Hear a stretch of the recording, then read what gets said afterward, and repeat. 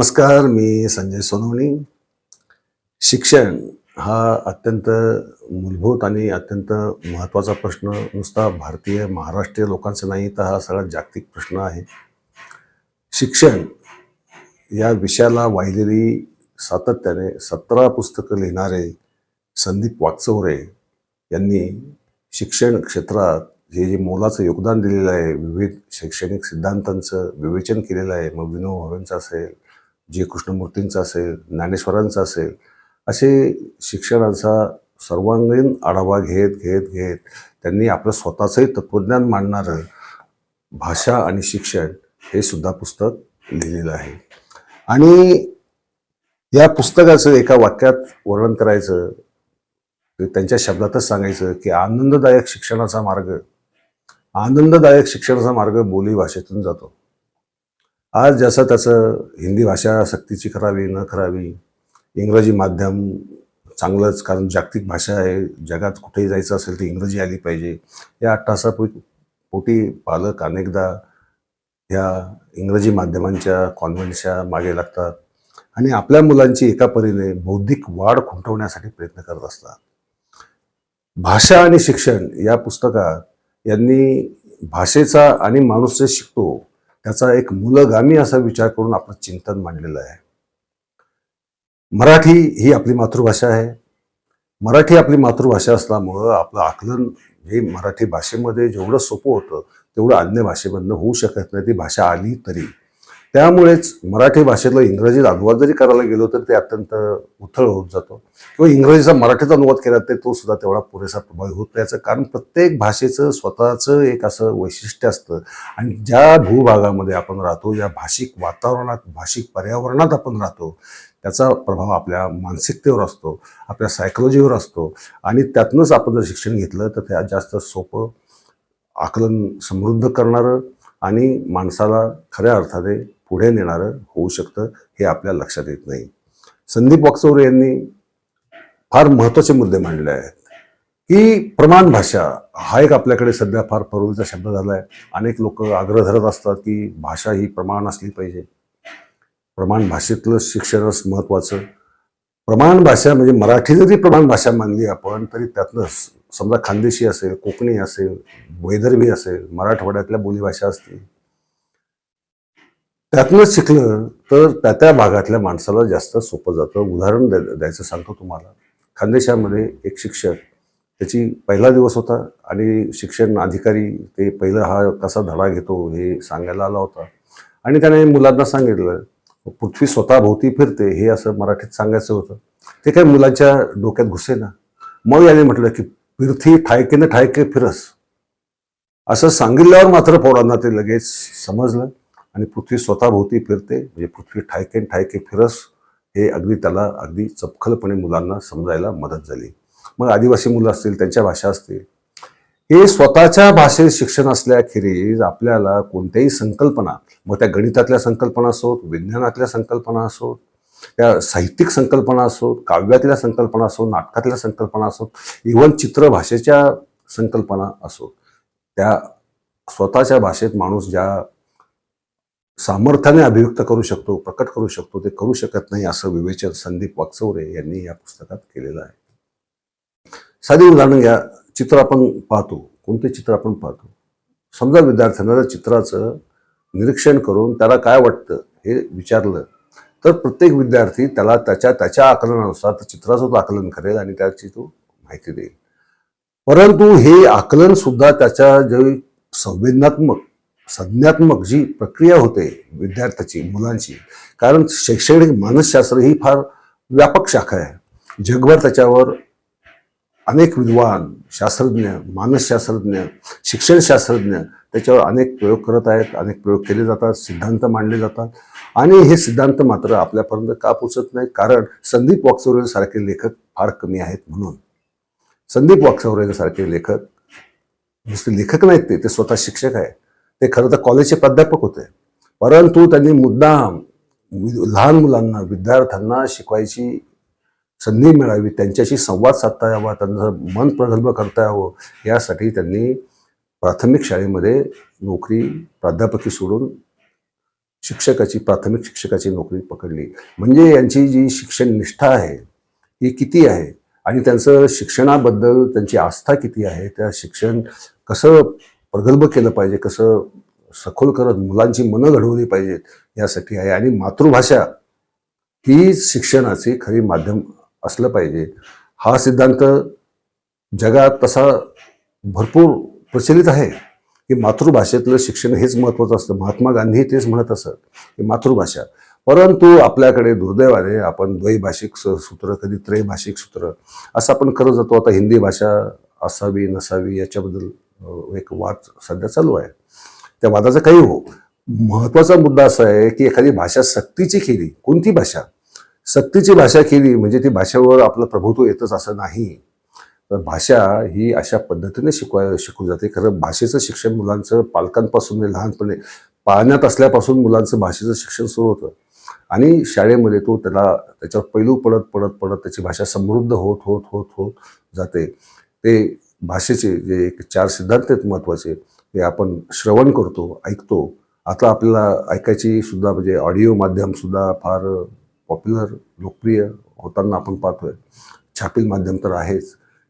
पूर्वी लोक कीर्तनकार, प्रवचनकार यांच्यामार्फत श्रवण करत असत आणि आपली भाषा, बोली भाषा, शब्द संग्रह जो आहे आपला व्यक्त होण्याचा, अभिव्यक्त होण्यासाठी जो शब्द संग्रह लागतो तो समृद्ध करण्याचा तो मार्ग होता. आणि तो मार्ग कसा उपकारक आहे हे यांनी या पुस्तकामध्ये सांगितलेलं आहे.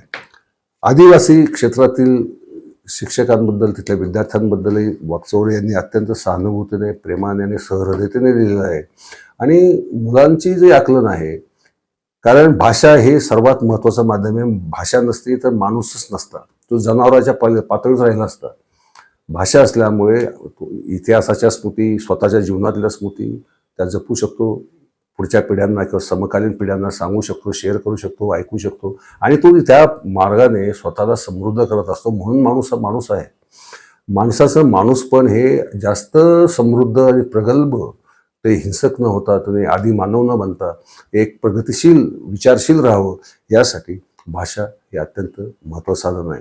इतर भाषाही आल्याच पाहिजेत यात शंका नाही, परंतु त्या कधी तुमची मातृभाषा जर समृद्ध नसेल तर इतर भाषा तुम्ही काय शिकणार आणि त्याच्यावर प्रभुत्व काय मिळवणार. संदीप वाकचौरे यांनी अत्यंत मोलाचे शैक्षणिक विचार मांडलेत. खरं म्हणजे यांना शासनाने अनेक पदांवर त्यांची नेमणूक करून त्याचा सन्मान केलेलाच आहे.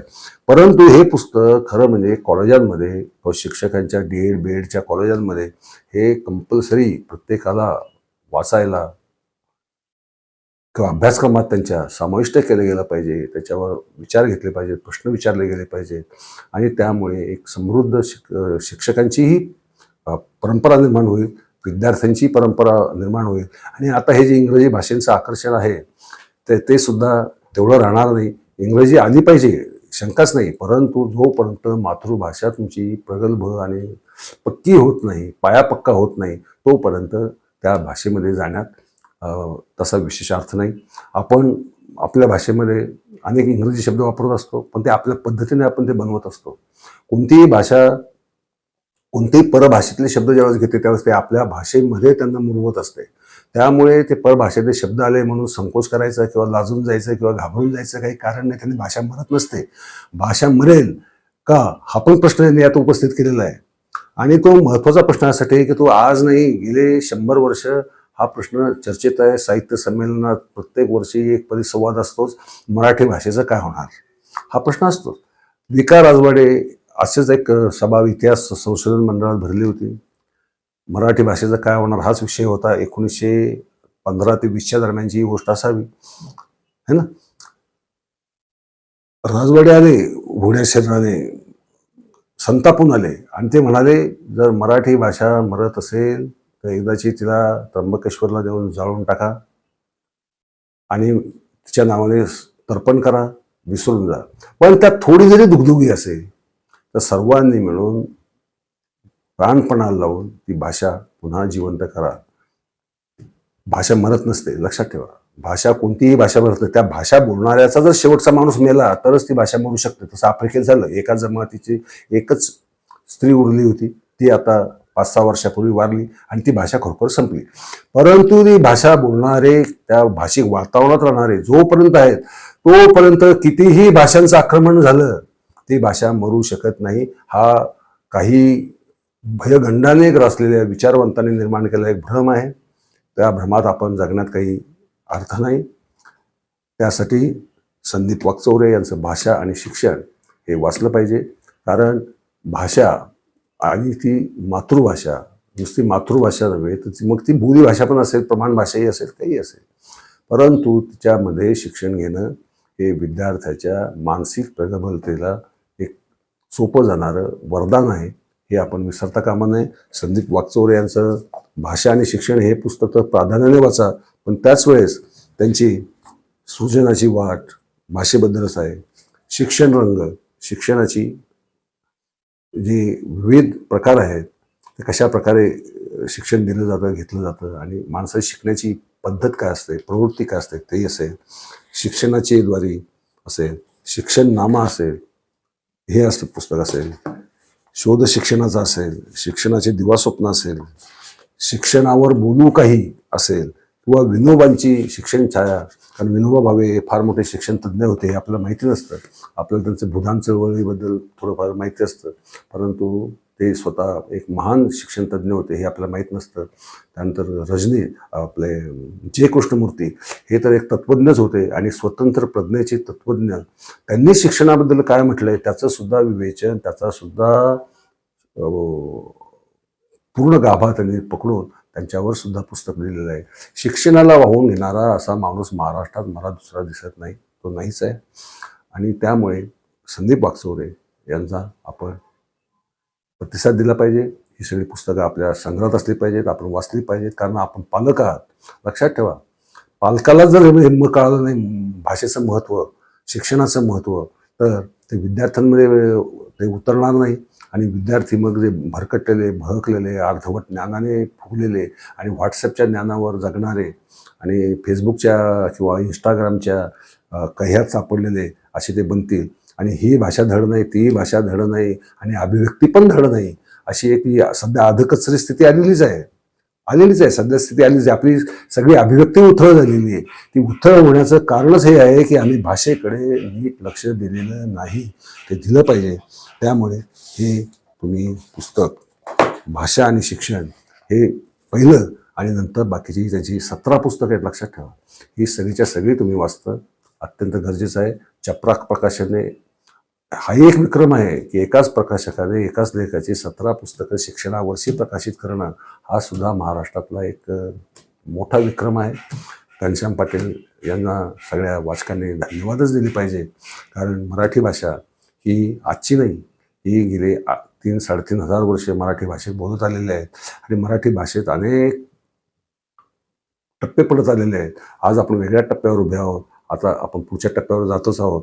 तर पुढच्या टप्प्यावर आपण अजून समृद्ध प्रगल्भ भाषेच्या दृष्टीने कसं जाऊ हे पाहायचं कर्तव्य आपलं आहे. हे आपण लक्षात घ्यावं. एवढंच. धन्यवाद. नमस्कार.